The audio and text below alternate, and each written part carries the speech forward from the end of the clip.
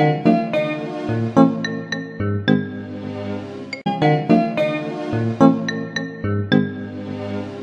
nongere mbasuhuze, nongere mbifuriza ibihe byiza, bifuriza gukomeza kugubwa neza nshuti bakunze Babaho Neza TV. Nkuko mumaze kubimenyera nk'ibisanzwe, tugenda tuganira ku bintu byinshi bitandukanye, tugenda tukungurana ibitekerezo, dushaka ubufasha ndetse tunafasha abababaye ndetse n'abatishoboye. Nk'ibisanzwe rero muri kumwe nanjye mujyanama w'ubuzima, kandi nkubwira ngo wowe utarakora subscribe uyikore kugira ngo utazajya ucikwa n'ibyiza tuba turi kugutegurira mu buzima bwa buri munsi. Hanyuma rero nawe wayikoze, nagira ngo mubwire ko uri uw'agaciro, uri ingenzi, kubera ko udahari natwe ntacyo twaba tumaze. Niyo mpamvu rero tuba turi hano kugira ngo tugufashe. Hanyuma rero ikiganiro kikugeraho buri munsi. Hanyuma icyo nakubwira nuko nawe ushobora guperforminga muri iki kiganiro, hanyuma nawe ukaba waba umwe mu bagize Baho Neza, kugira ngo nawe ugire uruhare mu gutuma isi ihinduka, mu gutuma abantu tubaho neza. Nukuvuga ngo rero ikiganiro ni ntawigira. Nkuko mumaze kubimenyera rero, hari byinshi tugenda dukuramo, hari byinshi tugenda twungukiramo, kuko buriya nubwo natwe twabagira inama cyangwa tubigisha, natwe tuba turi kwiga. Niyo mpamvu rero umuntu wese abagizwe n'undi. Niyo mpamvu tuvuga ngo ntawigira. Hari byinshi twigira ku bandi, hari byinshi namwe mutwigiraho.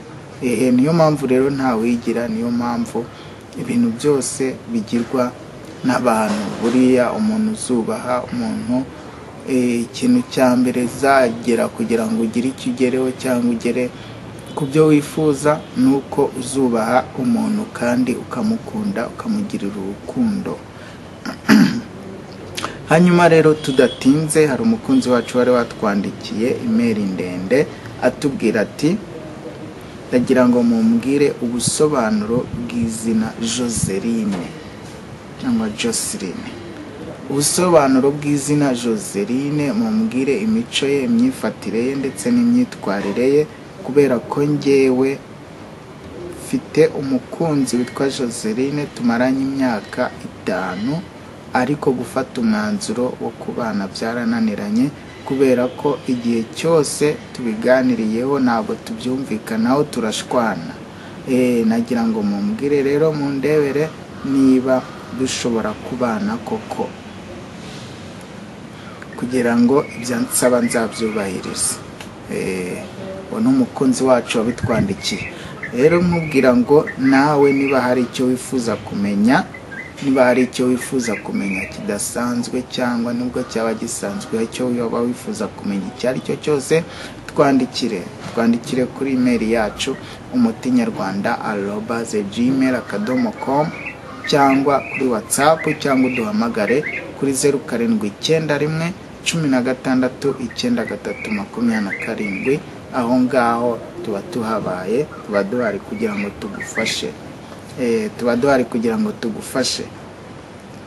Hanyuma rero nshuti mukunzi wacu, ndetse n'undi wese ushaka gutereta Joseline, cyangwa n'undi wese ushaka kuba inshuti na Joseline cyangwa Joseline, reka mubwire ibye.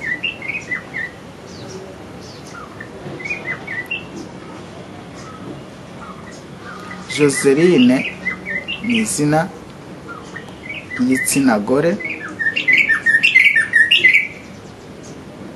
Ukuvuga ngo Joseline cyangwa Joseline ni izina rikomoka mu Giheburayo.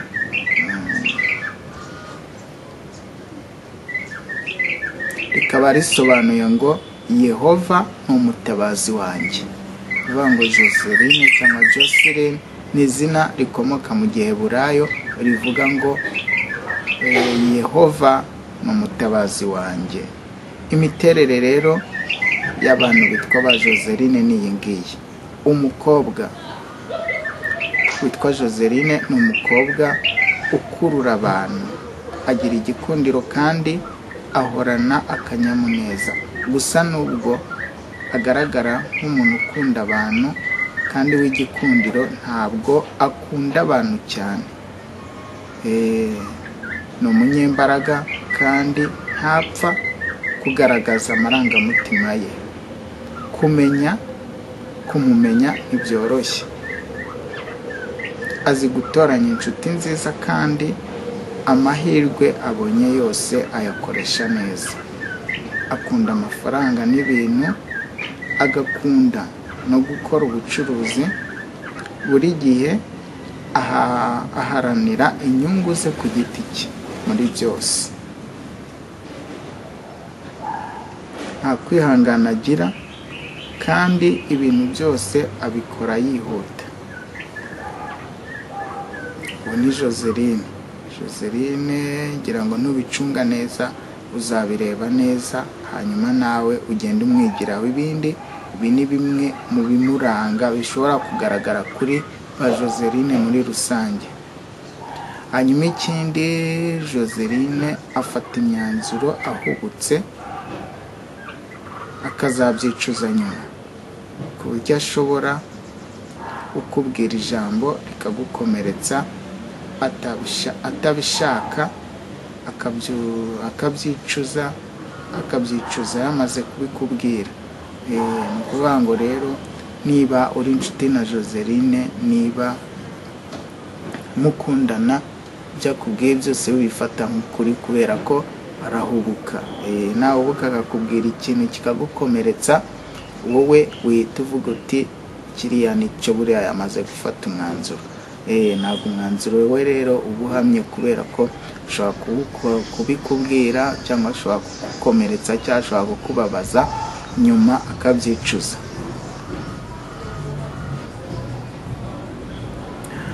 Hanyuma ikindi, ba Joseline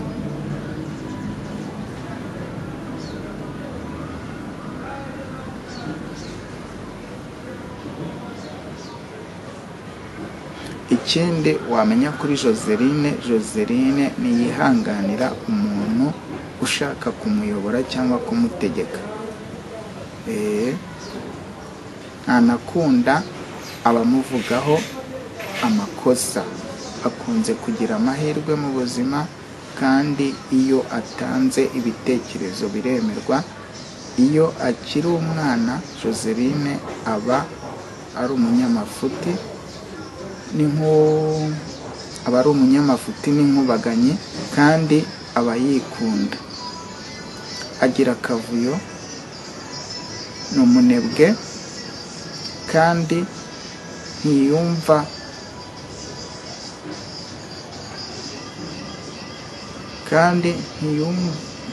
abamurera. Kumurera bisaba kumwihanganira ndetse no kwitwararika. Aho ngaho ni mu gihe akiri umwana. Mu gihe akiri umwana, ni uko nguko akura afite iyo myitwarire. Agakunda kubyina n'ibindi bijyanye na siporo. Aho ngaho ni uko akura nyine mu mikurire ye. Hanyuma rero reka twinjire mu cyiciro cy'urukundo. Ba Joseline bakunda gute? Kuvuga ngo ba Joseline bakunda ubwisanzure, udushya no kwigenga mu rukundo. Akunda umuntu umwitaho cyane, umutungura ndetse akamuha impano. Akunda kubona abantu benshi bamushagaye, bamwirukankaho, bamwiruka inyuma, kabone n'ubwo we nta gahunda aba afite cyangwa nta gahunda bafitanye nabo yo kubaha umwanya. Kuvuga ngo iyo Joseline abona abasore bamutereta ari benshi, bamwirukankaho, bamushagaye, aba yumva ari we uriho, nawe akabaca amazi. Rero ni ukuvuga ngo rero, niba uri umusore uri gutereta ushaka uwo muzabana, ukaba waratangiye ugatereta Joseline, uzabona abasore benshi bari kumwirukankaho cyangwa bamurwanira, ariko mwese abaca amazi. Hanyuma we nabona wa wundi umwitaho cyane akamwizirikaho bitewe nuko yamubonye cyangwa bitewe na karite yamubonyeho, uwo muntu niwe bazahuza, uwo muntu niwe Joseline azakunda. Rero nagira ngo mbwire ngo niba ukunda Joseline, niba hari umukobwa ushaka gutereta cyangwa wifuza kuzagira umugore, nibyo ngibyo ushobora kureba kuri Joseline, hanyuma nawe ukamenya uko witwara, ukamenya uko umwitwaraho. Hanyuma iyo bigeze guhitamo kwa Joseline, niho twari turi. Iyo bigeze guhitamo kwa Joseline, abanza akita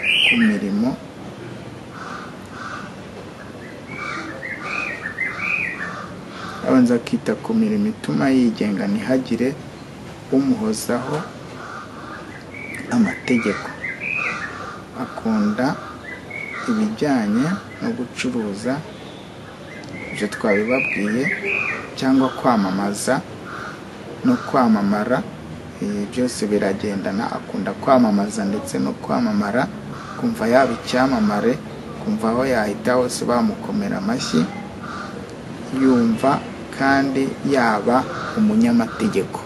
Usanga ba Joseline benshi barize amategeko, ndetse bakunda no gutegeka, ndetse bakunda no kuyobora. Ubu nguwo rero niwe Joseline.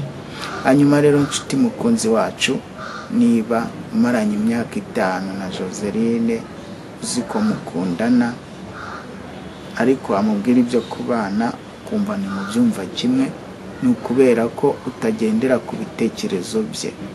Ni ukuvuga ngo rero iyo ushaka ko Joseline mubana neza, wumva ibitekerezo bye kandi akaba ari byo uha agaciro. Yakubwira ati ndashaka kuzambara ikanzu ya miliyoni zinizi, ukaba ufite ubwo bushobozi. Yakubwira ati ndashaka abazanyambarira ko ari aba, ndashaka ko tuzakorera ubukwana, ndashaka ko tuzajya muri honeymoon aha. Uba ugomba gutereta Joseline ibyo bintu byose ubyujuje, wiyaminiya ku buryo icyo ari buvuge uhita ushyiraho akadomo, nta kindi kintu uri burenzeho cyangwa nta comment uri bushyireho. Hanyuma rero nk'uko ba Joseline benshi baba abanyamategeko kandi bagakunda gutegeka, iyo akoze aka kazi k'ubwavoka cyangwa ko guca imanza, kubera ko akenshi ba Joseline baba bazi no kuburana no kuvuga cyane ku buryo mutaburana ngo mutsinde. Ni ukuvuga ngo rero ba Joseline iyo aguciriye urubanza aruca neza. Hanyuma rero ikindi, niba uri umugabo cyangwa uri umusore w'umunyagitugu nawe utavugirwamo, nagira ngo nkubwire ko Joseline nubwo mwakora ubukwe ntimuzabana. Ni ukuvuga ngo rero kuko we mu miterere ye nuko ateye, nuko byose twabibabwiye mwabyumvise, ntacyo ashobora guhinduraho, ntagava ku izima. Icyo yavuze kiba ari icyo, icyo yiziritseho kiba ari icyo. Hanyuma rero wowe icyo usabwa, niba ushaka gukundana na Joseline cyangwa niba ushaka kumugira umugore, emera ugendere ku bitekerezo bye cyane kuruta ibyawe. Aho ngaho rero ngo niwe Joseline. Mbere rero yo gukundana nawe cyangwa mbere yo kwifuza kuba wamugira umugore, banza umenye ibi ngibi. Hanyuma rero nawe mukunzi wacu, ibyo ngibyo ni ibyo ngibyo biranga Joseline. Turabikubwiye byose by'ingenzi ushobora kureba ukavuga uti umugore wanjye ni gutya ameze, tugiye kubana uku nguku. Ibi rero ni wowe ugomba kugira amahitamo yawe yo kuba mwakomezanya urugendo cyangwa kuba wamureka. Ibintu ni bibiri, hari kuba mwakomezanya urugendo cyangwa ukamureka, bitewe nuko wamwumvise, bitewe nuko uzajya umwumvira. Hari abantu benshi rero bibwira ngo ngo yababaye umugabo w'inganzwa ngo ntabwo byagenda gute, ntabwo yamuvugiramo, ntabwo umugore yamuyobora, ugasanga nyine abayeho mu bwo buzima bwo guhangana.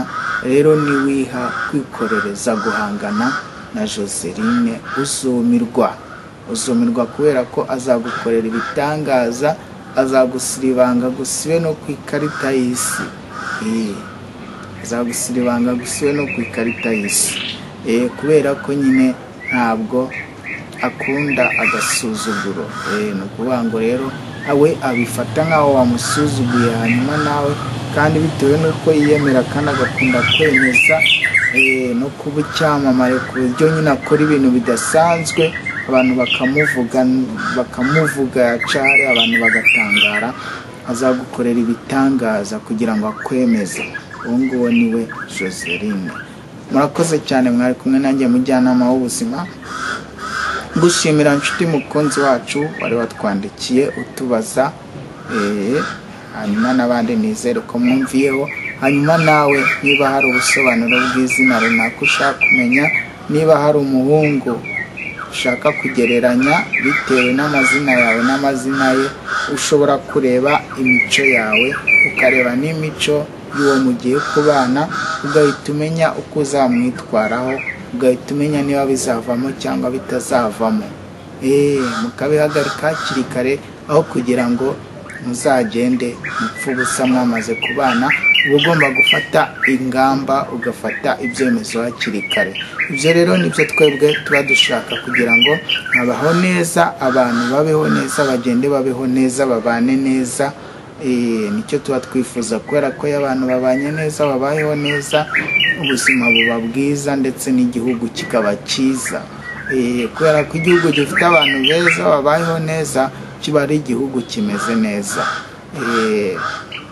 Hanyuma rero niba uri umuntu wifuza kwiga guteka, nk'uko nabibabwiye ko iki kiganiro tukigezwaho ku bufatanye na Miranova Cooking Academy, akaba ariyo iba yaduteye inkunga kugira ngo iki kiganiro gikorwe.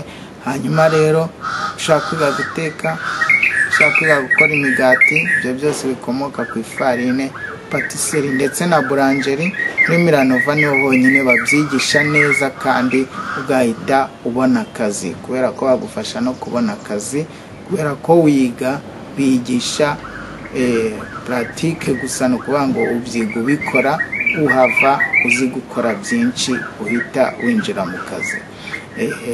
Iyo ni Miranova Cooking Academy. Hanyuma rero ibintu byose tuba twakubwiye, ibyo wifuza, niba wifuza gutanga ubuhamya, hari abantu benshi abifuza gutanga ubuhamya cyangwa bifuza gufashwa, narakubwiye ngo aho uherereye hose ushobora gufata video kuri telefone nziza, kamera neza, ukifata video ukatubwira ikibazo ufite aho uri hose, hanyuma tukagufasha.